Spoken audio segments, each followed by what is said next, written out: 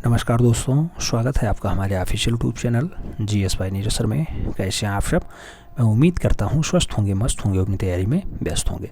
मित्रों, आज की जो क्लास है, क्लास क्या है, ये थोड़ा सा रिवीजन है। इससे पहले हमने बहुत बार इसे पढ़ाया है, लेकिन हमें उम्मीद है कि आप लोगों ने पढ़ा होगा, रिवीजन किया होगा। फिलहाल आज भी रिवीजन कर लीजिए। क्यों? क्योंकि यहाँ से क्वेश्चंस बनते हैं और 2 से 3 प्रश्न सीधे सीधे आ जाते हैं। आप जानते हैं एक प्रश्न की वैल्यू 4 नंबर होती है। अगर 3 प्रश्न आ गया तो 12 नंबर आपका यहीं से कंप्लीट हो जाएगा।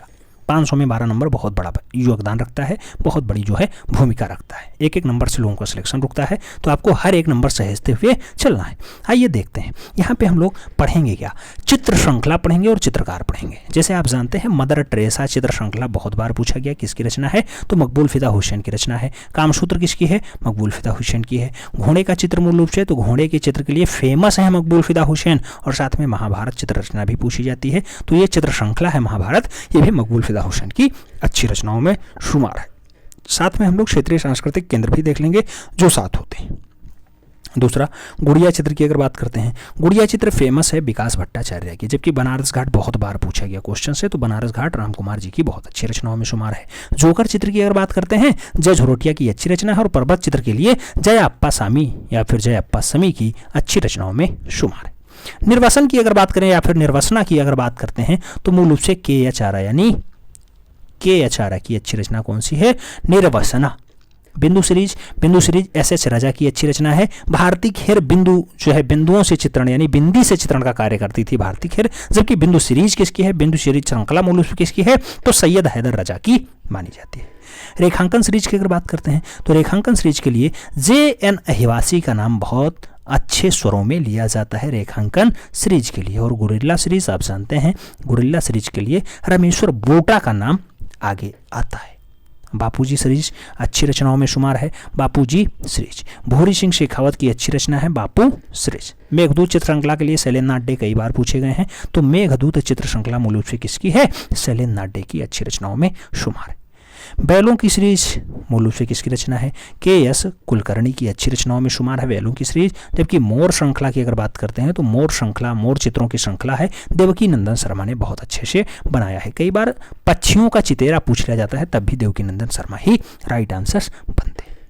अगला, भैंसों का चित्र या फिर परसेप्टेंस ऑफ उदयपुर मूल रूप से किसकी रचना है? तो परसेप्टिव्स कहे या फिर परसेप्टम्स कहे मूल रूप से, या फिर भैंसों का चितेरा। बहुत बार पूछा गया भैंसों का चित्र या फिर भैंसों का चितेरा किसे कहा जाता है? तो परमानंद चोयल इसके लिए जिम्मेदार माने जाते हैं, परमानंद चोयल।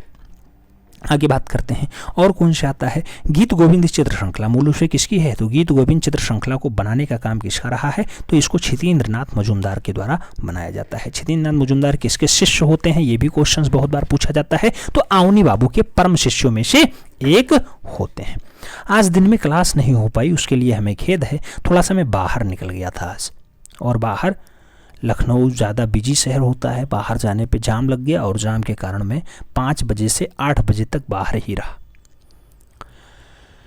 तो इसलिए अभी क्लास हो रही है। ये 9 बजे क्लास हो सकती थी, 8 बजे भी हमने क्लास सोचा था, 9 बजे भी क्लास सोचा था और 5 बजे भी क्लास सोचा था, लेकिन मैं 3 बजे निकला और अभी जस्ट पहुंचा हूं। तो हमने सोचा पहले क्लास रिकॉर्ड किया जाए, उसके बाद कुछ किया जाए। अभी 10 बजे वाली क्लास भी होगी। लय और जीवन की अगर बात करते हैं, किसकी रचना है? तो बद्रीनाथ आर्य की लय और जीवन बहुत फेमस रचनाओं में शुमार है, याद रखना।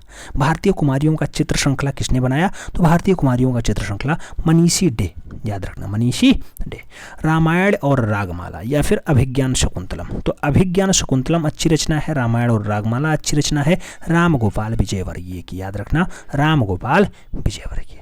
अगला नाम आता है अवनी बाबू का यानी अवनींद्रनाथ ठाकुर का, बहुत फेमस रचना है उमर खय्यम की रुबाइयाँ। उमर खय्यम की रुबाइयाँ कई बार पूछा गया, अवनी बाबू की रचना है।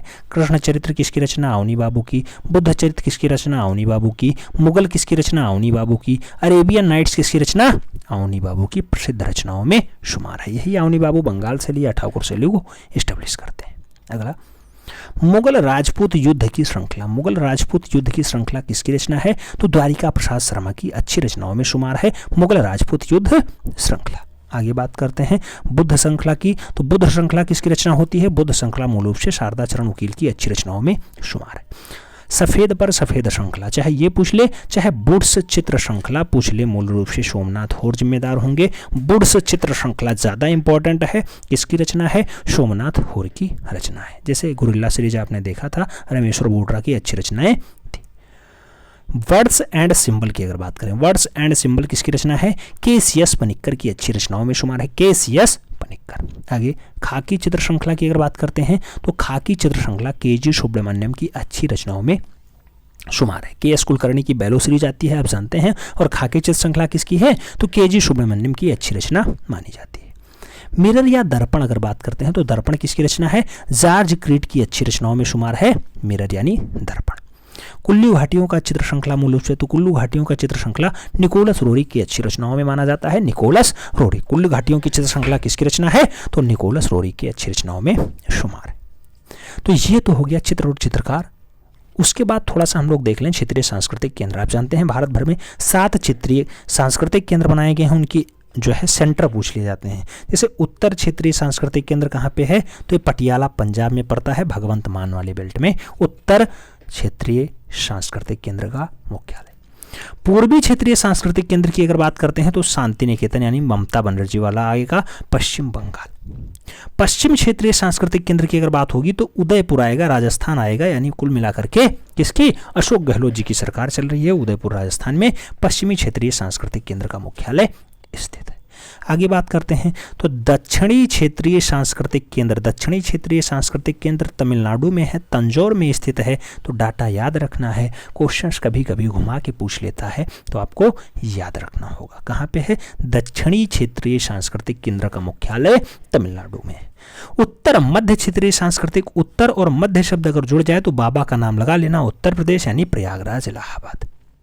अगला उत्तर पूर्वी शब्द अगर जुड़े तो उत्तर पूर्वी क्षेत्रीय सांस्कृतिक केंद्र का जो मूल रूप से मुख्यालय होगा वो दीमापुर में होगा। दीमापुर कहाँ पड़ता है? नागालैंड में पड़ता है, याद रखना, नागालैंड में। उत्तर पूर्वी वाला बेल्ट हो जाता है। जबकि दक्षिणी मध्य की अगर बात करते हैं तो दक्षिणी मध्य सांस्कृतिक केंद्र नागपुर महाराष्ट्र में है, महाराष्ट्र में स्थित है। क्वेश्चंस आपसे कहीं एक ही पूछेगा, चाहे वो उत्तर क्षेत्रीय सांस्कृतिक केंद्र कटियाला वाला पूछ ले, चाहे वो आपसे पूछ ले कि भारतीय कुमारियों का चित्र श्रृंखला किसकी रचना है। हालांकि जो चित्र श्रृंखलाएं होती हैं ये कलाकारों से होती हैं। कलाकार मूल रूप से आज के डेट में 45-50 रचनाएं कलाकारों से पूछ लिए जाते हैं। तो ये तो बहुत इंपॉर्टेंट सेगमेंट है। हमें उम्मीद है आपको ये सेगमेंट पसंद आया होगा। मिलते हैं शुरू में, तब तक के लिए जय हिंद,